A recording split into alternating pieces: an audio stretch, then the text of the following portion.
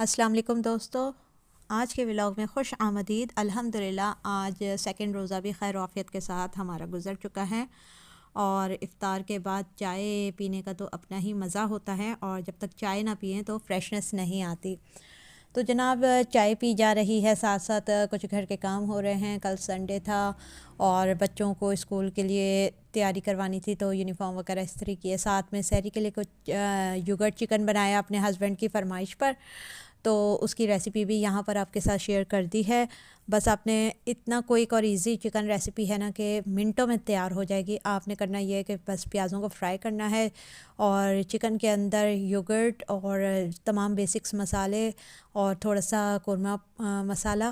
آپ نے مکس کر دینا، اچھے طریقے سے چاپ کیے ہوئے لہسن ادرک کا پیسٹ ڈال دینا ہے، اور اس کے بعد آپ نے اس کو اچھی طرح مکس کرنا ہے، 5 سے 10 منٹ رکھنا ہے، اور پیاز فرائی ہونے کے بعد اس میں ایڈ کر دینا ہے۔ ایڈ کرنے کے بعد آپ نے اس کو تقریباً 10 سے 15 منٹ اچھی طرح اس کی بھنائی کرنی ہے، پکائی کرنی ہے، اور اس کے بعد آپ نے اس میں 1 کپ پانی ڈال دینا ہے، اور پانی ڈال کے آپ نے ڈھکن ڈھک کے بالکل لو فلیم پر 15 منٹ پکانا ہے، تو آپ کا کوئک جو ہے چکن یوگرٹ تیار ہو جائے گا، اور بہت ہی ڈیلیشیس ہوتا ہے، بہت ہی مزیدار ہوتا ہے۔ اگر آپ کو تھوڑی سی گریوی چاہیے ہو تو آپ 1 یا 2 ٹماٹر کی پیوری بنا کر اس میں پانی کی جگہ پہ ایڈ کر دیں، تو اس سے آپ کو جو سوس ہے وہ بہت اچھی اور گاڑھی چکن کے اندر مل جائے گی۔ تو بس یہ کوئی سی ریسیپی ہے اس کی۔ اب میں چلتی ہوں ہمارے آج کے لیسن کی طرف کہ میں نے آج سورہ بقرہ سے کیا سیکھا۔ قرآن پاک کو جب میں نے پڑھا تو دوسرا سپارہ ہے سایہ کول، اور اس میں اللہ تعالیٰ نے کیا ارشادات فرمائے ہیں تو آپ کے ساتھ مختصراً شیئر کر رہی ہوں۔ آیت نمبر 142 سے لے کر 252 تک اللہ تعالیٰ نے فرمایا ہے کیا کچھ، چلیں دیکھتے ہیں۔ آیت نمبر 143 میں اللہ تعالیٰ نے بیان فرمایا ہے کہ اگر رسول اللہ صلی اللہ علیہ وسلم سے نسبت ہو جائے، محبت ہو جائے، تو انسان جو ہے عظمتوں والا ہو جاتا ہے، اور رسول اللہ صلی اللہ علیہ وسلم جو ہیں وہ حاضر و ناظر ہیں، یعنی کہ جس طرح انبیاء جو ہیں بعد از موت بھی حیات ان کو ملتی ہے، وہ ظاہری طور پر زندہ نہیں ہوتے لیکن روحانی طور پر وہ زندہ ہوتے ہیں اللہ پاک کے یہاں۔ اور پھر آیت نمبر 144 سے لے کے 150 تک اللہ تعالیٰ نے فرمایا ہے کفار اور منافقین جو جان بوجھ کر حق بات کی مخالفت کرتے ہیں تو ان سے کم حوصلہ نہیں ہونا چاہیے، دل شکنی نہیں ہونی چاہیے ان کی باتوں سے۔ ان کا تو یہ وتیرہ رہا ہے اور وہ اسی طرح کرتے رہیں گے، اور ایسے مسلمان بھی جو جان بوجھ کے حق بات کی مخالفت کرتے ہوں ان کی باتوں کو دل پہ نہیں لینا چاہیے، بلکہ آپ نے حق بات کہتے رہنی ہے۔ اور ساتھ ہی قبلہ استقبال قبلہ کو بیان کیا گیا ہے کہ اللہ تعالیٰ نے رسول اللہ صلی اللہ علیہ وسلم کو خود کہا کہ آپ جہاں چہرہ کریں گے وہیں میرا قبلہ ہو جائے گا مسلمانوں کے لیے۔ تو رسول اللہ صلی اللہ علیہ وسلم نے قبلہ اول کو چھوڑ کر کعبہ شریف کی طرف نماز میں چہرہ کر لیا تھا، اور پھر وہی مسلمانوں کے لیے قبلہ بن گیا۔ آیت 151 میں اور 154 تک حضور صلی اللہ علیہ وسلم کے تمام اوصاف کمالات اور رسالت و نبوت کے بارے میں بیان ہوا ہے، اور اس کے علاوہ بیان ہوا ہے آیت 154 میں کہ جہاد میں جو موت ہے وہ اصل میں حقیقی زندگی ہے، کیونکہ آگے چل کے ایک اور آیت میں اللہ تعالیٰ سورہ میں بیان فرمائیں گے کہ شہداء کو جو ہے وہ قبر کی مٹی نہیں کھاتے، اور انہیں وہاں سے رزق دیا جاتا ہے جہاں سے تمہارا گمان بھی نہیں ہوتا۔ یعنی کہ جو شہید ہوتے ہیں وہ ظاہری طور پہ تو ہماری نظروں میں قبر کے اندر اتر جاتے ہیں، لیکن باطنی طور پہ، روحانی طور پہ وہ زندہ ہوتے ہیں۔ تو شہادت کا بیان ہے، اور شہید کس طرح سے زندہ ہیں یہ بیان آیت 154 میں موجود ہے۔ آیت 158 میں اللہ تعالیٰ نے صفا و مروہ کی سعی کرنے کا طریقہ اور مقامات مقدسہ کا ادب کرنے کا طریقہ بیان فرمایا ہے۔ 163 میں اللہ تعالیٰ ہی معبود برحق ہے، اللہ نے اپنی وحدانیت کا درس ہمیں دیا ہے، توحید پر ایمان لانے کی اہمیت بتائی ہے۔ آیت نمبر 172 اور 173 میں اللہ تعالیٰ نے ہمیں پاک اور حلال چیزیں کھانے کا حکم دیا ہے، اور بتایا کہ مسلمانوں پر خنزیر اور مردار کھانا حرام ہے، البتہ جان بچانے کے لیے کوئی حرام چیز اگر کھا بھی لی تو وہ جائز ہوگا۔ آیت 177 میں اللہ تعالیٰ نے حکم دیا ہے کہ نیکی صرف توجہ الی القبلہ نہیں ہے بلکہ اپنی محبوب کی راہ خدا میں خرچ کرنا اصل نیکی ہے۔ بہت سے لوگ صرف نماز پڑھنے کو ہی اپنے فرائض ادا کرنے کو ہی نیکی اور اچھا کام سمجھتے ہیں، اور وہ حقوق العباد کا خیال نہیں رکھتے، وہ زکوٰۃ، صدقات اور خیرات نہیں کرتے، بھوکوں کو کھانا نہیں کھلاتے، ضرورت مندوں کی ضرورتیں پوری نہیں کرتے۔ تو اس سے ہمیں منع کیا گیا ہے، کہا گیا ہے کہ عبادت تو ہے ہی فرض ہم پہ، لیکن لوگوں کی ضروریات پوری کرنا، راہ خدا میں خرچ کرنا، صدقات و خیرات کثرت سے کرنا اصل نیکی ہے۔ اور آیت نمبر 178، 179 اور 180 میں اللہ تعالیٰ نے قصاص کا بیان دیا ہے، قصاص کو زندگی بتایا کہ جب اگر کسی سے کوئی غلطی یا نہ دانستہ طور پہ کسی کا قتل ہو جائے تو کس طرح سے قصاص ادا کر کے اس کو معاملے کو ختم کیا جا سکتا ہے۔ البتہ استقاط حمل کو بھی قتل قرار دیا گیا ہے۔ اور ورثہ کے حصوں پر وصیت کا کیا اثر ہوتا ہے اور والدین کے لیے کیا وصیت ہے، یہ بھی بیان 180 آیت میں ہوا ہے، 180۔ اور اس کے بعد 185 سے لے کر 187 تک، بلکہ 183 سے لے کر 187 آیت تک اللہ تعالیٰ نے سورہ بقرہ میں نماز عیدین، حضرت عمر رضی اللہ تعالیٰ عنہ کے فضائل، اعتکاف کا بیان فرمایا ہے، حالت اعتکاف میں جمع کو حرام قرار دیا ہے، اور جو لوگ بڑھاپے کی وجہ سے روزہ نہیں رکھ سکتے وہ کفارہ یا فدیہ دیں۔ اور ساتھ ہی اللہ تعالیٰ نے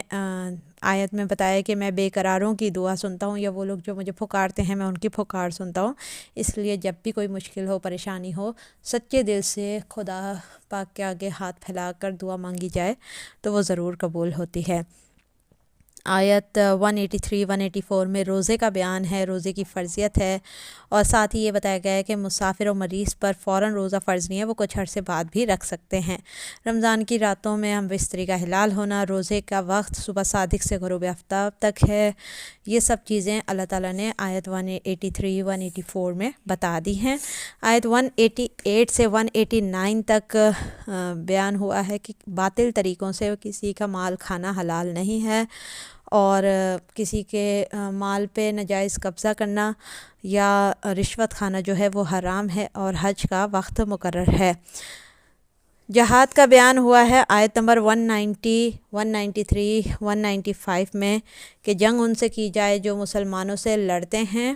جنگ دفع فتنہ کے لیے ہے، اور جہاد میں خرچ کرنا ثواب کا کام ہے۔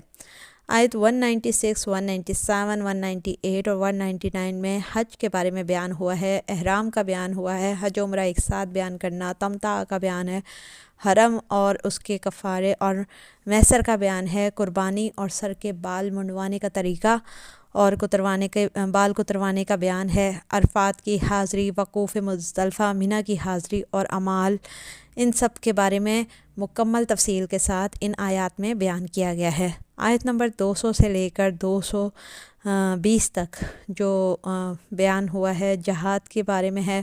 اور ساتھ ہی جہاد کی فرضیت، اور جنگ کے وقت مسلمان جب جنگ فرض ہوئی تو مسلمان جو تھے وہ ناخوش تھے، لیکن اللہ تعالیٰ نے ان کا حوصلہ بڑھایا اور اس پر ان کو اجر و ثواب کی جو ہے بشارت دی۔ اور اس کے علاوہ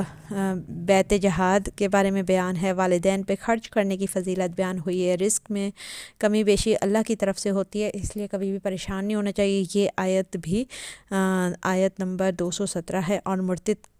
اگر کوئی شخص مسلمان ہو پہلے اور بعد میں وہ کافر ہو جائے یا اپنا مذہب بدل لے، یعنی کہ عیسائی یا یہودی ہو جائے، تو اس کے بارے میں کیا حکم ہے شرع میں، یہ بھی بیان ہے۔ فضائل صحابہ کرام کا بیان ہے، اور شراب کے بارے میں کہ شراب یا جو مشروبات ہوتے ہیں شراب کی قسموں کے، وہ نفع سے زیادہ ضرر دیتے ہیں، تو ان کے بارے میں جو اللہ تعالیٰ نے حکم دیا ہے، اور قسم کھانے کے بارے میں اللہ تعالیٰ نے کیا بیان دیا ہے، یہ بھی اس آیت میں بیان ہوا ہے۔ آیت نمبر 220 سے لے کر 28 تک، یعنی کہ 220 سے لے کے 228 تک محرمات کا بیان ہوا ہے، غسل کا بیان ہوا ہے، حیض کا بیان ہوا ہے، لواطت کو حرام قرار دیا گیا ہے، طلاق کا بیان ہے، طلاق دینا جائز ہے، مگر جائز کاموں میں اللہ کو سب سے ناپسندیدہ کام طلاق ہے۔ تو اس کے بارے میں بھی پوری ڈیٹیل سے اس سپارے میں یا سورہ بقرہ کی ان آیات میں اللہ تعالیٰ نے ہمیں شریعت بیان کر دی ہے۔ آیت نمبر 226 سے لے کر 236 تک اللہ تعالیٰ نے طلاق کے بارے میں جتنے بھی مسائل ہیں ان کو تفصیل سے ہمیں بیان کیا ہے کہ 1 یا 2 طلاق کے بعد رجوع جائز ہے، مگر 3 طلاق کے بعد آپ رجوع نہیں کر سکتے۔ رجعت کا بیان ہے۔ عدت میں رجوع اگر گزارا کرنے کے لیے ہے تب تو ٹھیک ہے، لیکن اگر ضرر دینے کے لیے ہے تو وہ حرام ہے۔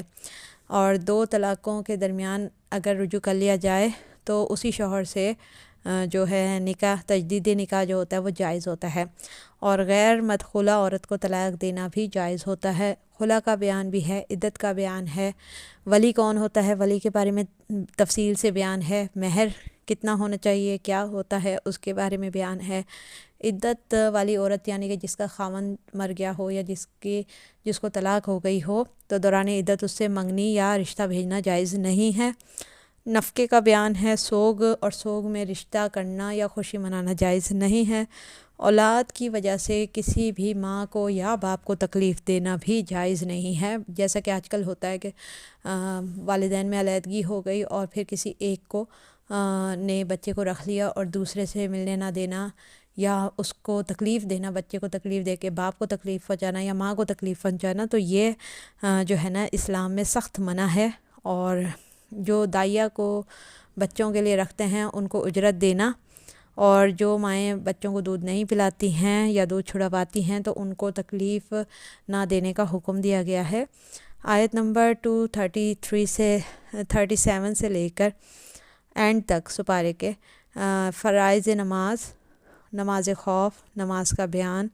اور نماز و قیام کے بارے میں ڈیٹیل سے بیان ہوا ہے۔ ساتھ ہی یہ بھی اللہ تعالیٰ نے بتایا کہ بزرگوں کے تبرکات سے بھی بلائیں دفع ہوتی ہیں، اور جو پانی ہے آب زمزم کا وہ پاک ہے، پینے کے لیے ہے، اور تجارت کے لیے زمینی سفر کی مکمل طور پر اجازت ہے شریعت میں۔ البتہ سود حرام ہے، سود میں اللہ تعالیٰ نے برکت نہیں رکھی ہے، اور سود کے بارے میں ڈیٹیل سے بیان کیا گیا ہے کہ سود خوروں سے اللہ تعالیٰ کی جنگ ہے، اور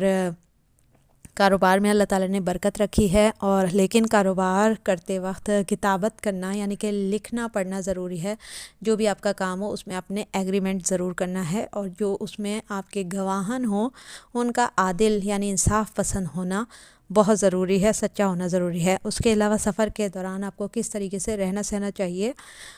اس کا آپ کو اس سپارے میں ڈیٹیل سے بیان مل جائے گا۔ تو بس جناب آج کے قرآن پاک سے میں نے یہی کچھ سیکھا ہے، اور امید ہے کہ آپ لوگوں کو میری ولاگ پسند آیا ہوگا۔ پسند آیا ہو تو اسے لائک اور شیئر کیجئے۔ چینل کو اگر ابھی تک سبسکرائب نہیں کیا تو سبسکرائب کر لیجئے۔ نیکسٹ ولاگ تک کے لیے دیجئے مجھے اجازت۔ کامنٹ کے ذریعے ضرور بتائیے گا آپ کو یہ ولاگ کیسا لگا۔ میری طرف سے اللہ حافظ۔